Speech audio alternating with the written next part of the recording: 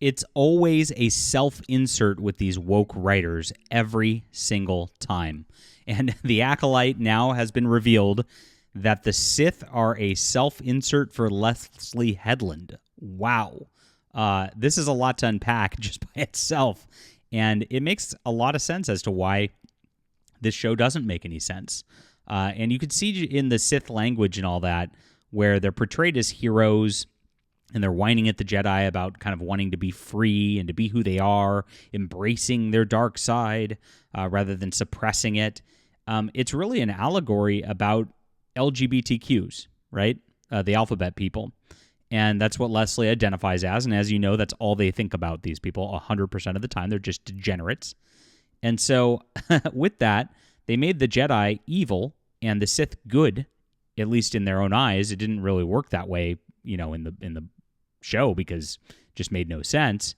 And so, yes, it was just about Leslye Headland and her little gay relationship and her being Harvey Weinstein's acolyte, which she was. We'll get into this news in just a moment as we analyze The Acolyte. I am a science fiction writer, guys, and this is my book, The Hidden Emperor. If you like old Star Wars, if you want something different, this is a great way for you to check things out. So we have a beautiful, beautiful story, action adventure about rescuing the Emperor, who has been replaced by a clone and making bad decisions policy-wise, which is hurting humanity, before time runs out. There's an evil Scorpion alliance, and they are obviously evil. The good guys, Ayla Rin, the Space Marines, are obviously good, and you will absolutely love this if you enjoy great classics like Star Wars. So I like this kind of thing. I like presenting heroism, the real hero's journey. We don't have this anymore in fiction. We're bringing it back. Check it out. If you love the extended universe stuff, the Timothy Zahn, you'll absolutely dig this, and it's in the description below. Hit the like and subscribe button. Join us here as we talk about these things in depth.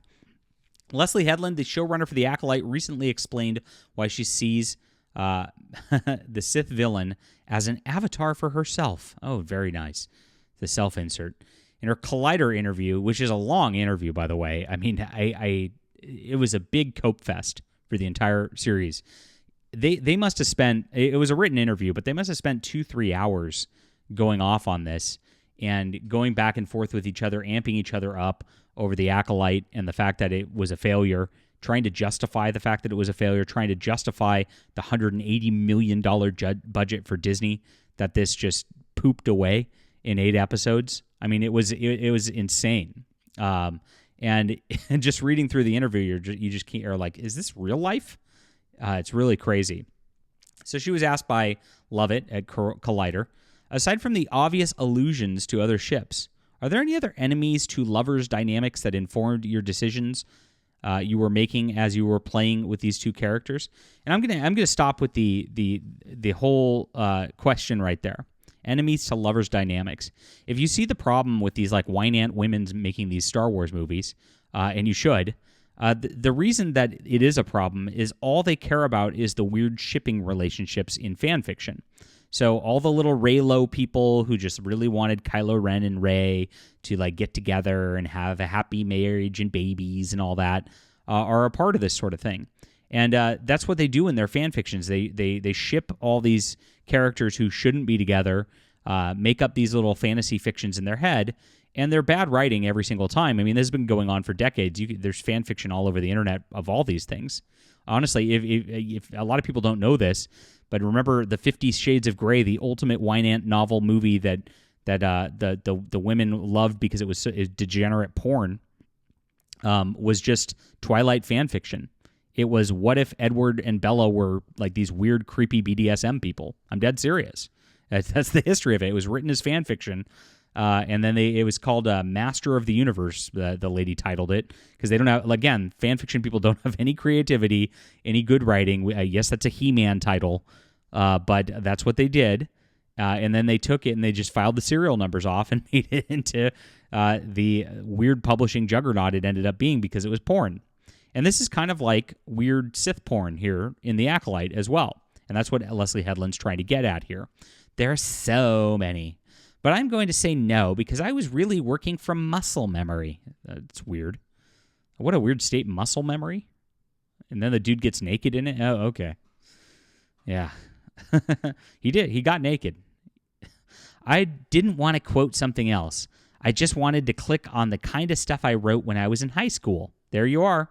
Self-insert fan fiction that she was writing in her little notes with her little pen pals in high school. This is exactly what this show was. This is exactly why it failed.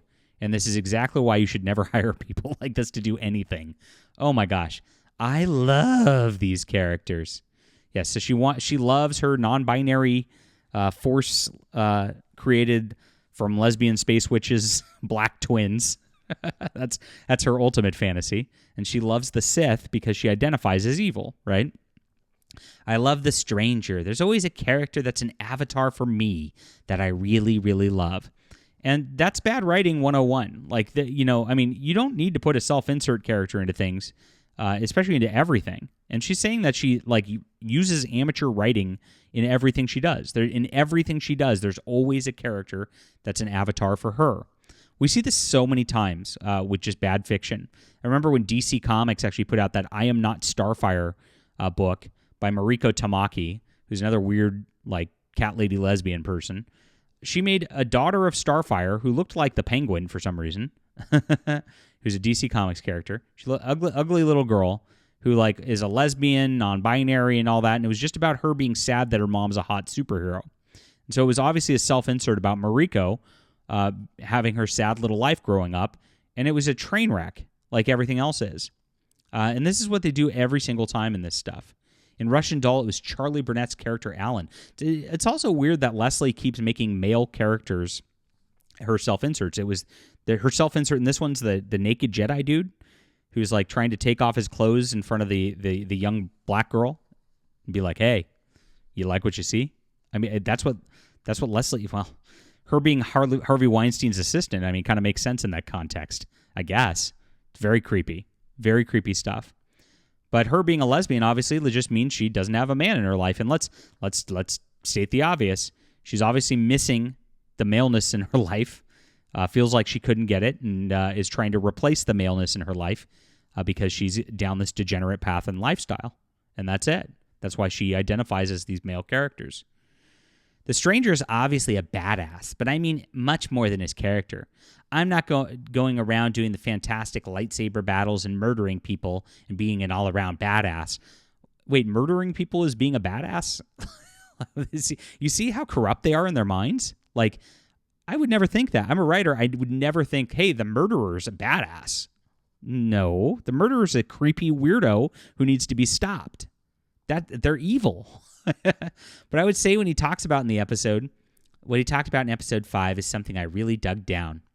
Then Osha's inner conflict fits with his ideology, and yet they're on opposite ends of the spectrum, just like she and her sister started at the beginning of the show. I wanted to stay true to my characters.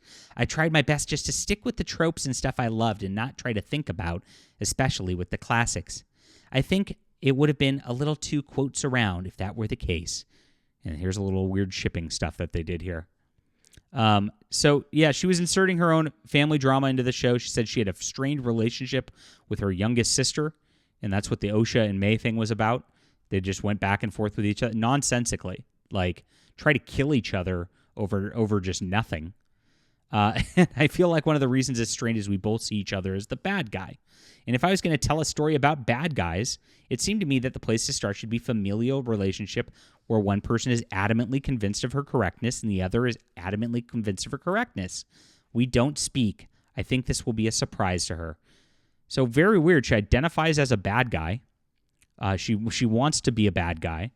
She's correct as the bad guy. And it's like she knows that she's just living this terrible lifestyle, doing this terrible thing, and wants to just impress that upon everybody else and try to force it upon everybody else to be in the same sort of deal. This is really sick. These people have major mental problems, and they're being put in charge of giant franchises like Star Wars, like Marvel, DC Comics, everything in Hollywood. Hollywood needs a complete purge from the ground up. It really needs to go down like Sodom and Gomorrah.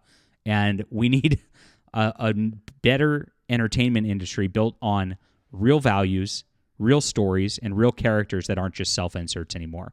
This is enough. Enough is enough. The Acolyte should be the final straw for everybody. Everybody should be done at this point. and these people need to just go away right off into the sunset. They already got their checks from Disney. Just leave us and leave the kids alone. Leave a comment down below with what you think about this. Hit the like and subscribe button. Make sure to check out Great Science Fiction with the Hidden Emperor on Kickstarter right here. You're going to love this, guys. Links in the description below. Thank you so much for the support so far. It's been our biggest campaign yet. We'll see you soon.